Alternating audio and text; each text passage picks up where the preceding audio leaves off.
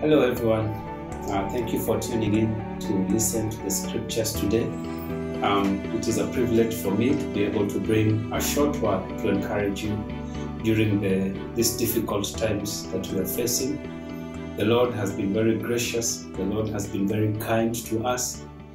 His love has been upon us, and we are grateful for the way that He has continued to sustain us. I have been reading through the book of Isaiah, and it has been a blessing to me. I've read it many times. Each time I read it, there is something new that the Holy Spirit illuminates to me, chapter by chapter. I'd especially like to read a few verses from Isaiah 49.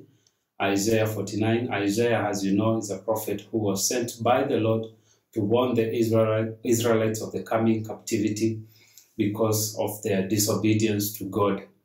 In the midst of all those warnings, at some point he starts encouraging the people more from around chapter 40.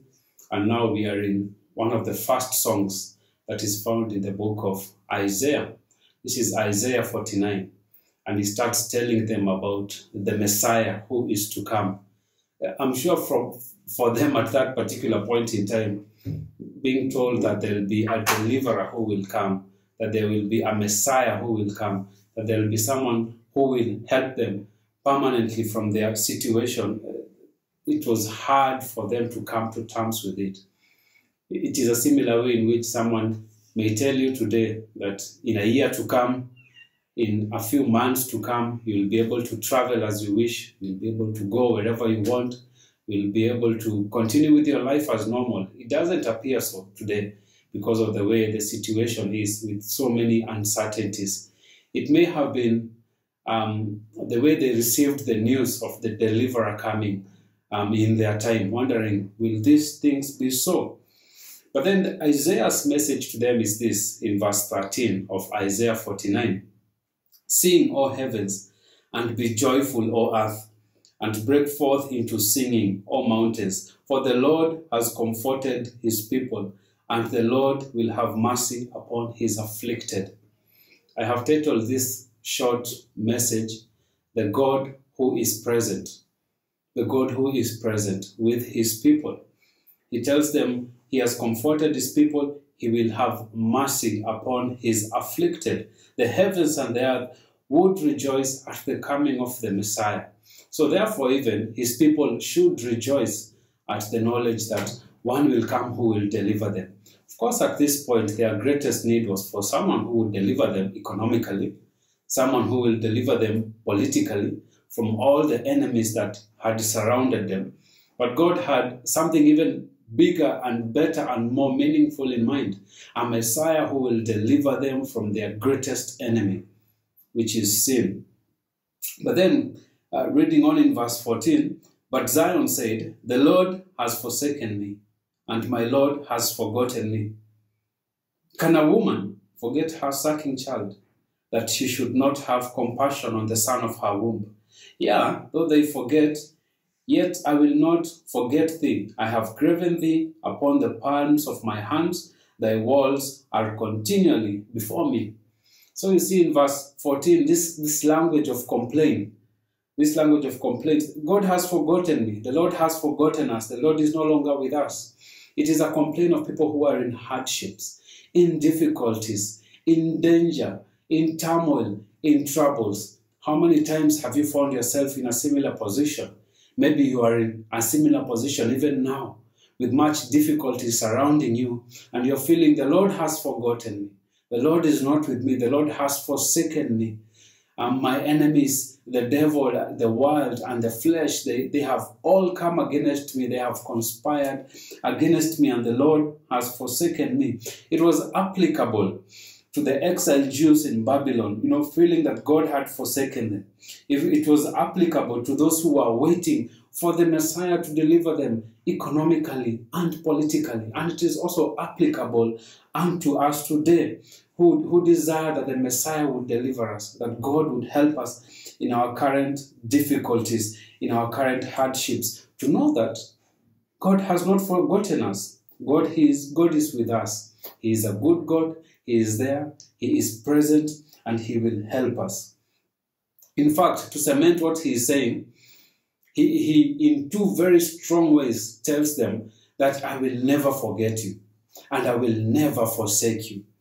He gives them two pictures, the picture of a woman that forgets her sucking child and the picture of an engraving on the hand. That's what he says, isn't it? You have read in verse 15.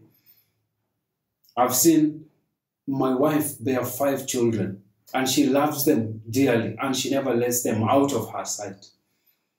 And she feeds them, she takes care of them, she loves them, she's very protective of them. She will ensure that they have their best life possible.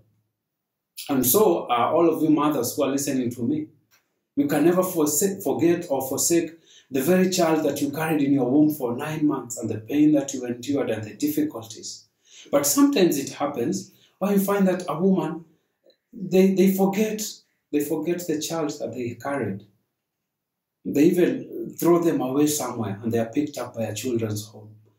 This thing does happen today in modern day. It is an extreme argument from God that contrasts with the fact that he never forgets his people. God cannot forget us. A woman may forget her child, but God will never forget us. So remember that. In your troubles, which I may not understand, which many others may not understand, but which certainly God does understand, he will not forget you. He will guide you through it. He is present there with you. He will walk with you. He will sustain you. He will keep you to the very end and bring you out of that turmoil and that hard and difficult situation, as he has done before. It appears that the Christian life is a life of trusting and waiting, and then God answers. We trust God for something, we wait for it, and God answers. Then you get out of that, you start trusting God for something else, you wait for it, and God answers it. And so let us trust God. Let us look upon God and up to God, that he will give us the grace to be able to endure during those times and to know that he will not forget us and he will not forsake us. He is the God who is present and is there with us.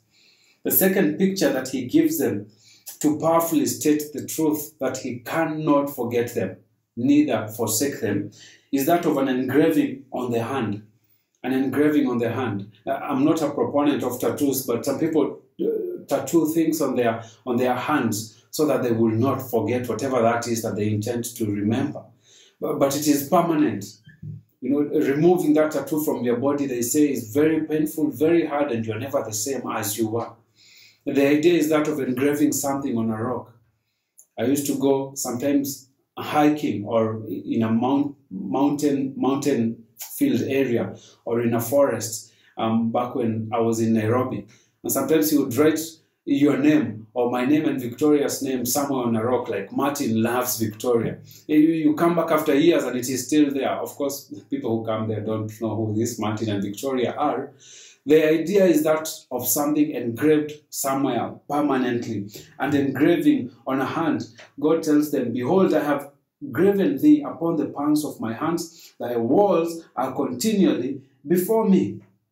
And God had already designed how things in Jerusalem would turn out, even before there was a Jerusalem, before there was a Zion, before there was a city of God.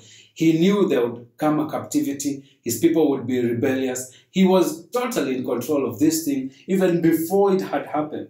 God had loved his people. They were dear to him, and he had a plan out for their lives. From the beginning of time, he had engraved their names on the palm of their hands, figuratively speaking.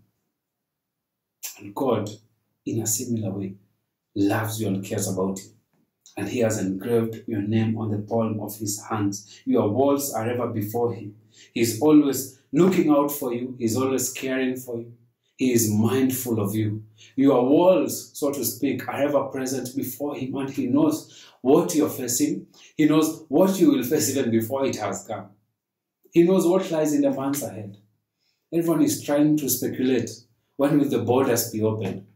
Even I'm trying to speculate with my wife, when will the borders be open so that we can go to Nairobi and take a break and see our family and friends. Others want to travel to the UK, to the US, to Australia, to Rwanda, to South Africa, to wherever. People are trying to speculate, when will schools be open. When will we be able to meet together as a church? I miss all of you. I miss all of you. People are trying to speculate when that will happen and we'll be able to come back together. When we will be traveling without masks. When all 7 members of my family will be together in one vehicle again going somewhere. And all we have now is just mere conjecture. We don't know how things will turn out. But God knows. He's the God who is there. He's the God who is present. He's the God who has everything in the palm of his hands. And he will never forget us nor forsake us. So let us trust him to give us patience. Let us trust him to take us through these difficult days. Even when our finances are hard beaten. Even when we are having to scale down on the way we are living. Even when we are having to support more people than we were supporting before. Even when we look at our monthly budget and see that it is so tight and things are so hard. Even when so many people have lost their jobs. And you have family members and I have family members who are part of the statistics of those who have lost their jobs and an income. Even when we are faced with a terrible sickness or disease, when we receive difficult news of family members who are sick with the coronavirus or another sickness, and we cannot even go to see them. We cannot reach them in any way. These are hard times. These are difficult situations. It is not the first time that it is happening. There is nothing new under the earth. People have faced worse. But it is the first time it is happening to us today. In all of this, let us remember this. God is there. He cares, he is present, and he knows what he is doing.